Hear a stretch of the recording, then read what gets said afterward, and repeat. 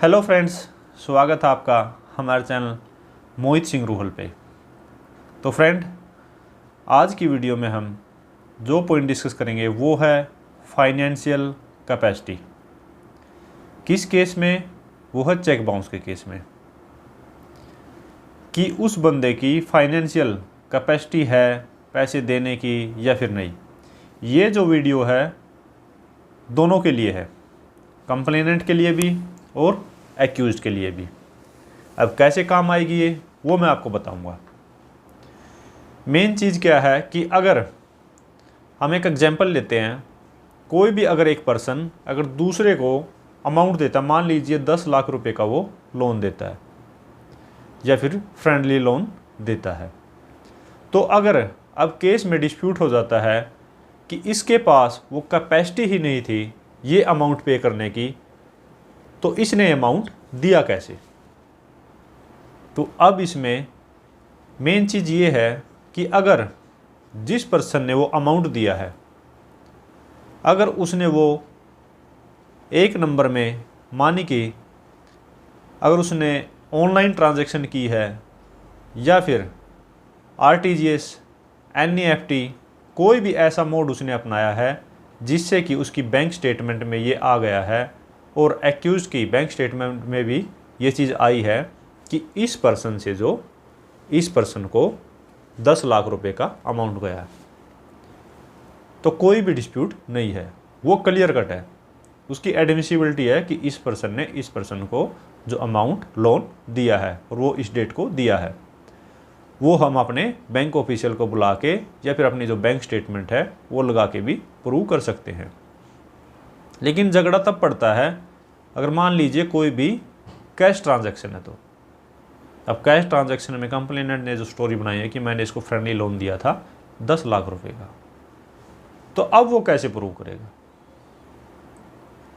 अब उसको अगर उसने ऑनलाइन ट्रांजैक्शन नहीं की है एक्यूज के साथ, ऑनलाइन ट्रांजैक्शन में वो अमाउंट नहीं दिया है, तो उसको प्रूव करने के लिए 3-4 तरीके हैं। सबसे पहला ये कि वो अपनी बैंक स्टेटमेंट लेके आएगा। वो अपने बैंक स्टेटमेंट में ये दिखाएगा कि मैं इतना कैपेबल हूँ कि जो ये 10 लाख रुपए का अमाउंट है वो अप्रोक्सीमेटली मेरे पास होता है। उसकी जो बैंक स्टेटमेंट है वो शो करती है पिछले 6 महीने की या फिर 1 साल की है, वो ये शो करती हैं कि उसके जो बैंक में 2-3 लाख रुपए या 5-7 लाख रुपए आमतौर पर रहता है, तो भी जो फाइनेंशियल कैपेसिटी है वो प्रूव हो जाती है। और वो जो कोई भी अपनी जो विड्रॉल स्टेटमेंट है, जो उसने अमाउंट विड्रॉ करके दिया है एक्यूज को, वो विड्रॉ की स्टेटमेंट भी अपने कोर्ट केस में लगा सकता है। दूसरा, वो अपनी आईटीआर, इनकम टैक्स रिटर्न्स जो हैं उनको भी लेके आ सकता है। उनके थ्रू जो है अपना केस वो प्रूव करवा सकता है। अगर उसकी इनकम टैक्स रिटर्न्स जो हैं वो काफ़ी हैं, 1 साल की जो रिटर्न उसकी 10 लाख की है या फिर 15 लाख की है, तो इससे भी ये प्रूव होता है कि उस पर्सन की जो ठीक ठाक फाइनेंशियल कैपेसिटी है पे करने की। तीसरा, अगर कोई उसका बिजनेस है तो बिजनेस के रिगार्डिंग उसकी कोई बिजनेस ट्रांजैक्शंस हैं या फिर बिजनेस में जो उसने अपना कोई माल है वो सप्लाई किया है या सेल किया है, सेल से उसको कोई अमाउंट आया है, कैश आया है या फिर अमाउंट किसी भी तरीके से उसका जो अकाउंट में आया है, अगर उसका बिजनेस ट्रांजैक्शन के रिलेटेड भी अगर वो बिल्स वगैरह प्रूव कर देता है, तो भी उससे जो है वो फाइनेंशियल कैपेसिटी प्रूव हो जाती है। तो अब ये कंप्लेनेंट के लिए तो ये चीज़ हो गई कि वो अपनी फाइनेंशियल कैपेसिटी कैसे प्रूव कर सकता है कि मैंने इसको जो ये अमाउंट कैश दिया था। आईटीआर लेके आ सकता है और जो बिजनेस ट्रांजैक्शन हैं उनके बिल लेके आ सकता है, बैंक स्टेटमेंट है जो वो लेके आ सकता है। अब एक्यूज के लिए कैसे फ़ायदेमंद हैं ये?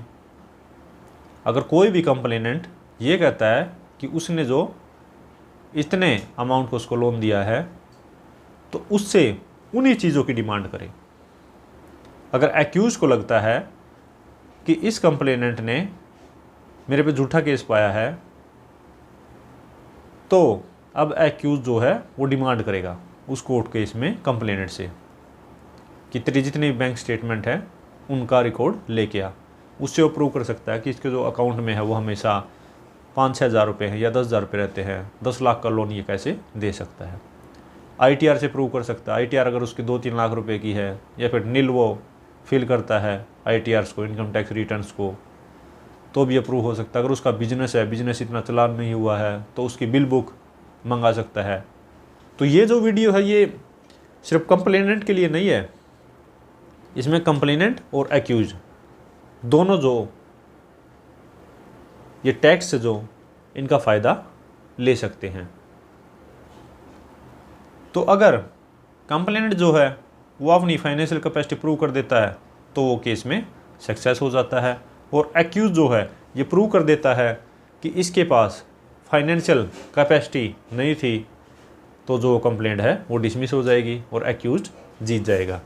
और इसके साथ साथ कंप्लेनेंट के लिए एक एडिशनल ऑप्शन भी रहता है कि अगर उसकी खुद की फाइनेंशियल कैपेसिटी नहीं है देने की, तो अगर उसने किसी अपने रिलेटिव से या फिर फ्रेंड से अगर लोन लेके एक्यूज को दिया है, कैश भी दिया है, किसी भी तरीके से अगर वो दिया है, तो वो अपने जो दोस्त की या फिर रिलेटिव की एविडेंस गवाही करवा के उस केस को जीत सकता है। तो फ्रेंड्स, ये थी वीडियो जिसमें हमने डिस्कस किया फाइनेंशियल कैपेसिटी को। तो फ्रेंड्स, अगर ये वीडियो आपको अच्छी लगी तो लाइक कीजिए, शेयर कीजिए, और अगर आपने ये चैनल अब तक सब्सक्राइब नहीं किया तो चैनल को सब्सक्राइब कर लीजिए, क्योंकि ऐसी इंटरेस्टिंग वीडियोज़ इस चैनल पे आती रहती हैं। Thank you so much, bye bye.